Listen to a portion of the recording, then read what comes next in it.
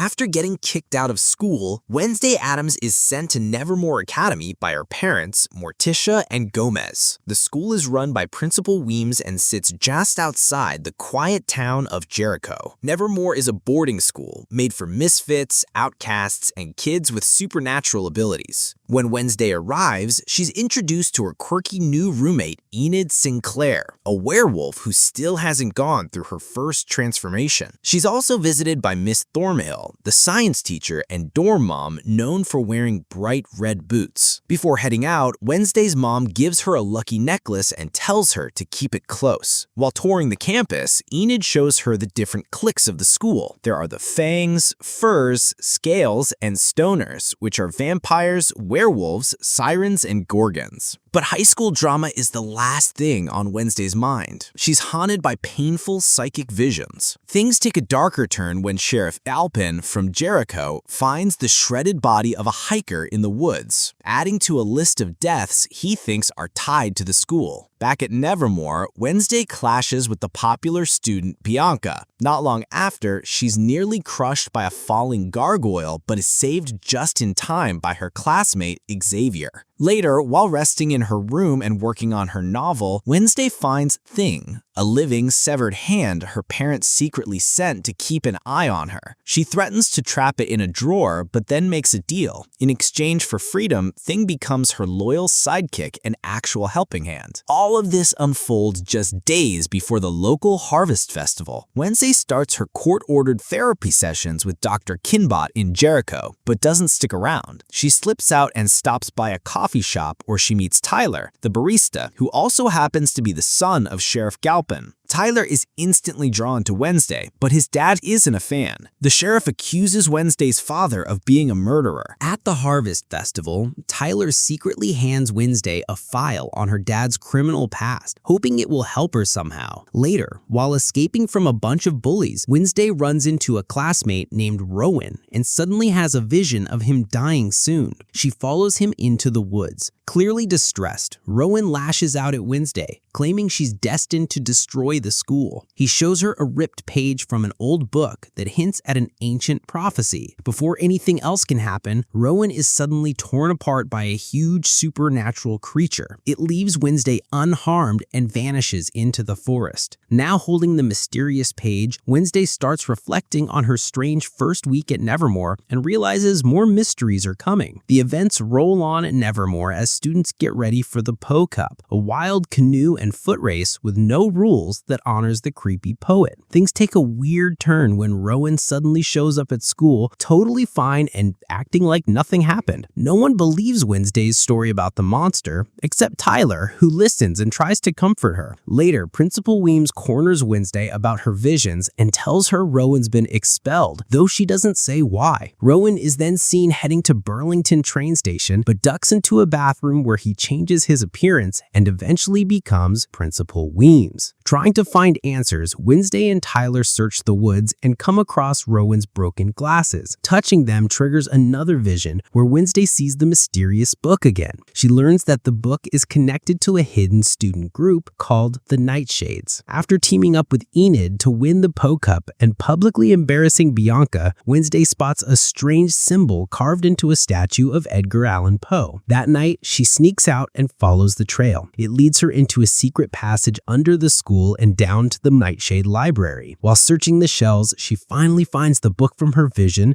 but is suddenly ambushed. She's tied to a chair by masked students who turn out to be her classmates, including Bianca and Xavier. They question her, but Xavier eventually suggests she should join their secret society. To everyone's surprise, Wednesday turns down the offer. The next morning, the school takes part in Outreach Day, where students volunteer around town and help unveil a new statue in Jericho. Meanwhile, Wednesday dives into the mysterious book for more answers. With a little help from Xavier, she figures out that the man in the book is Joseph Crackstone, the founder of Jericho. Elsewhere, Enid tries to get closer to her crush, Ajax, while visiting an antique store. Wednesday volunteers at Pilgrim World, a theme park based on Jericho's first colonial settlement. There, she stumbles on some artifacts from Crackstone's family, including a painting of an old pilgrim meeting house that features a young girl she's seen in her visions. While exploring exploring Pilgrim World, Wednesday also comes across a mysterious book called the Book of Shadows, but quickly learns it's just a replica. The real one was stolen about a month ago. Using directions from Tyler, she heads deep into the forest and finds the burned remains of the house from the painting. There, she's hit by another intense vision. In the vision, she sees Joseph Crackstone and the other colonists burning a group of outcasts alive, including her own ancestor, Goody Addams. Somehow, Goody manages to escape during the chaos, while her friends are consumed by the fire. Snapping out of it, Wednesday spots the monster nearby. It runs off into the woods, but leaves muddy footprints behind. From those, she figures out that the creature is either human or can shift into one.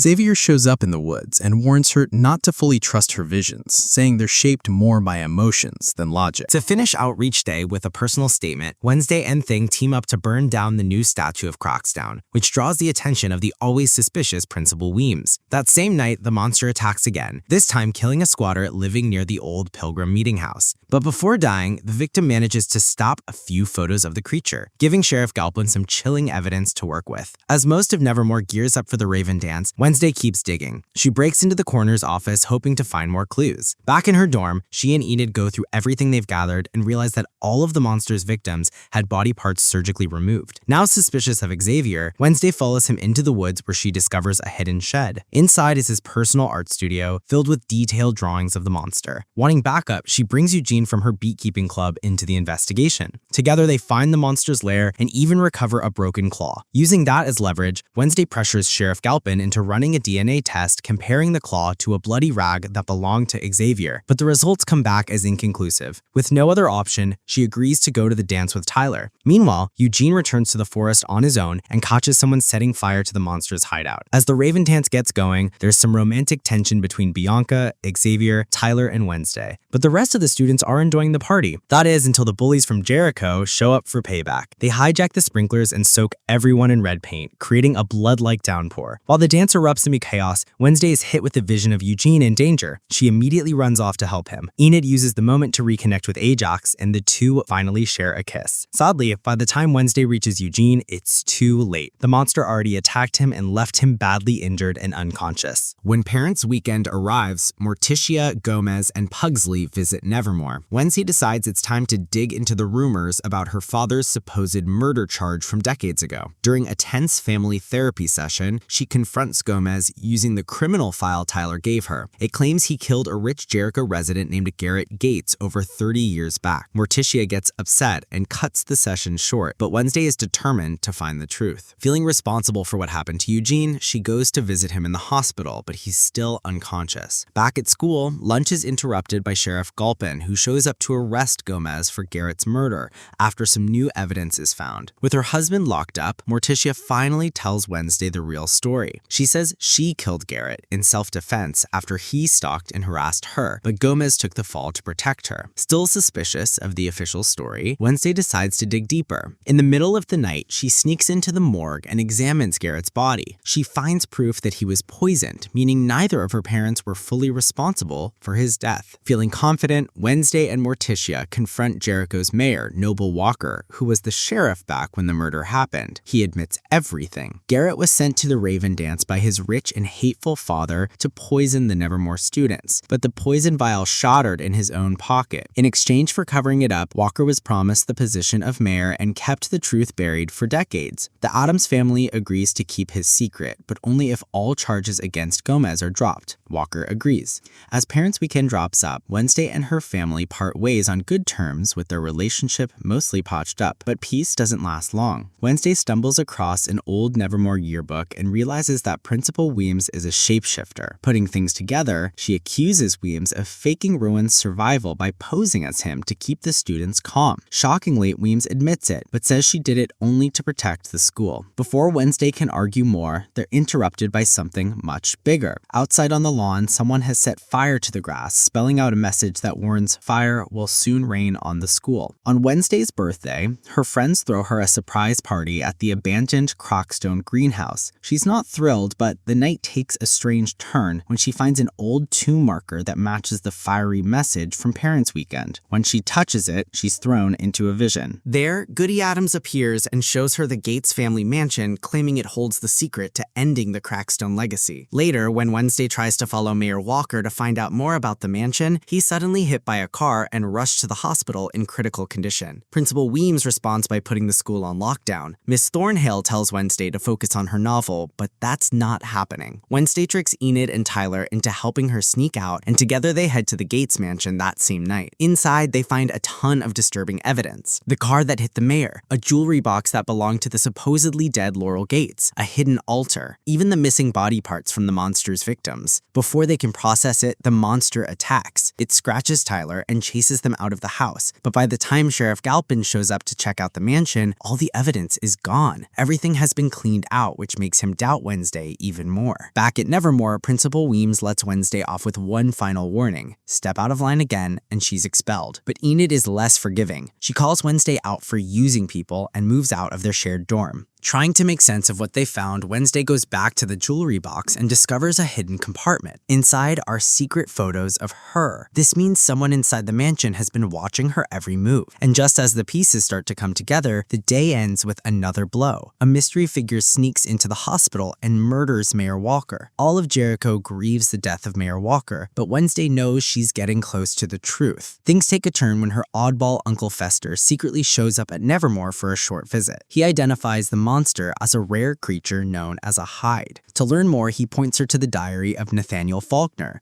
the founder of Nevermore, which she finds hidden in the Nightshade Library. The diary reveals that hides are mutated beings with violent urges who remain dormant until they are awakened by a master. Once activated, they become tools for dark purposes. Trying to take her mind off everything, Tyler invites Wednesday on a date. That night at the Crockstone Crypt, the two share a quiet picnic and almost kiss until Sheriff Galpin shows up in the woods, cutting things short. Later, when Wednesday returns to her dorm, she finds it trashed. Even worse, the diary is gone, and Thing has been stabbed and left for dead. Thankfully, Uncle Fester manages to bring Thing back to life, but the attack only fuels Wednesday's determination to find the truth. Principal Weems later admits that she knew about both the diary and the hides, but stayed quiet to protect the school's reputation. A new lead pops up when Wednesday discovers that Mayor Walker had been digging into Laurel Gates before he died. His files suggest that Laurel faked her own death and may have come back to Jericho seeking revenge on Nevermore. Convinced that Dr. Kinbaugh is actually Laurel in disguise, Wednesday confronts her at her office. The therapist denies everything, but as soon as Wednesday leaves, the monster attacks and kills her. Now certain that Xavier is the hide, Wednesday storms into his studio and has Sheriff Galpin arrest him. Feeling like she's finally solved the case, she's even more relieved when Enid forgives her and moves back into their shared room. Life almost feels normal again. Wednesday meets Tyler at the coffee shop and kisses him for the first time, but as their lips touch, a sudden vision hits her. She sees Tyler as the hide, killing Dr. Kinbaugh. Shocked by the truth, she runs off into the night, trying to process what she's just learned. With help from her fellow Nightshade members, Wednesday captures Tyler and interrogates him about being the hide. But when Principal Weems finds out about the kidnapping, she contacts Sheriff Galpin and Wednesday gets dragged down to the station. Still, she knows she was right. Tyler leans in and whispers a twisted confession, confirming the murders and warning her that more chaos is coming. That moment costs Wednesday everything. She's expelled from Nevermore and forced to say goodbye. But before she leaves, she stops at the hospital to visit Eugene, who is finally woken up from his coma. When he recalls his attack, his memory is still a little foggy, but he clearly remembers one detail. The person who set fire to the hide's lair was wearing red boots. Right then, it all clicks. Miss Thornhill is Laurel Gates, and she's the one who's been controlling Tyler from the very beginning. Even though Miss Thornhill admits it comes at a heavy price, she poisons Principal Weems and kidnaps Wednesday, dragging her down to Crockstone's crypt. After Thing alerts the Nightshades about Wednesday's abduction, they prepare to evacuate the school, while Enid heads off to save her. Inside the crypt, Laurel reveals her final plan to bring Joseph Crockstone back to life using the Book of Shadows. shows. She completes the last part of the ritual by using Wednesday's blood to unlock Crackstone's sarcophagus. His spirit returns and takes physical form, rising from the grave. The vengeful ghost stabs Wednesday and leaves her bleeding on the cold stone floor. Somehow she survives when the spirit of Goody heals her using her mother's lucky necklace. But as soon as she escapes into the woods, she runs into Tyler, who transforms into his Hyde form and attacks her. Enid shows up just in time and finally triggers her first werewolf transformation, saving Wednesday in a brutal fight. While Enid holds off Tyler, Crackstone reaches Nevermore and sets the school on fire, fulfilling the Nightshade prophecy. In the courtyard, Wednesday faces him with a massive sword. Even though Crackstone starts to overpower her, Bianca shows up and creates the perfect distraction that gives Wednesday the opening she needs to drive the sword into his chest. With one final strike, she destroys Crackstone's soul and saves Nevermore. Right then, Miss Thornhill shows up and threatens to shoot Wednesday, but Eugene comes to the rescue, sending his swarm of loyal bees to take her down. Classes get canceled for the rest of the semester, and the students begin saying their goodbyes as Nevermore shuts its gates. Thinking about everything that happens, Wednesday reflects on Principal Weem's sacrifice. She apologizes to Xavier and says goodbye to the rest of her new Nevermore friends. Her work is done for now, but deep down, she knows Jericho still holds more secrets, and this isn't over yet. And that wraps up Season 1. If you like this story and want the recap of Season 2, hit the subscribe button.